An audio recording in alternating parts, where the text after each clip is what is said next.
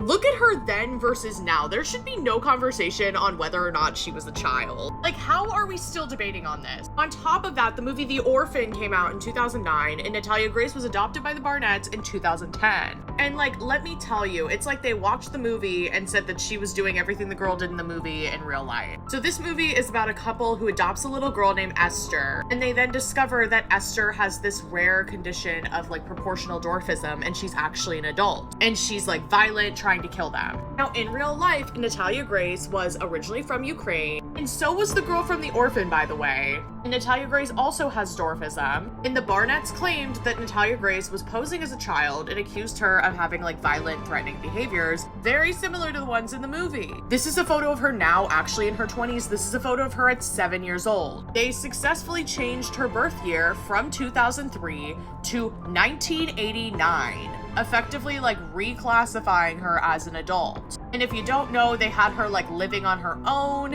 in an apartment where she couldn't reach anything because she has dwarfism. Like, they essentially abandoned this 7-year-old. And the mom had this like savior complex. She had an autistic son, and everyone told her like he couldn't do all these things, and she helped him overcome that and be able to do these things, which is great. She like had a book deal about it. She was on a high horse. She got this daycare and she called it Jacob's Place, and he hated this. He was a little embarrassed by this, and she was kind of like, shut up, we're famous. But she really believed that she was like God's gift to this earth. She could save any child. They adopted Natalia when they heard about her story, and she thought she could fix Natalia, but she couldn't, and so I think she just got fed up with it. Sounds like Natalia was exhibiting like very violent behaviors. Everyone saying that she was like, I want to kill the family, like crazy things for a 7-year-old to say, I will say. And also they got her from a family who decided they wanted nothing to do with her. They met at this adoption agency. It was a closed adoption, so they couldn't talk to the other family. And before they were able to take her home, the agency was like, you have to pay the other family everything they paid in medical bills. It's gonna be like $7,000. But this was back in 2003, so that's even more now. But they were like, what?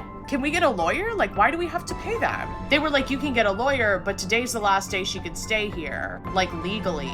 So they just gave the agency their life savings, hoping the money would get transferred. And then it turns out the agency was known for like faking birth certificates, having false adoptions. Like, the agency was a scam, and it got closed down. So when they were questioning everything about Natalia, they couldn't fact check anything. And the mom had been right and the doctors had been wrong about their son Jacob. So when she brought in Natalia and was like, I don't think she's a child, they didn't question her this round. But lo and behold, they did a DNA test in 2023, and Natalia's confirmed birth year is 2003, so she was a 7-year-old being forced to live on her own. Come over here for longer videos.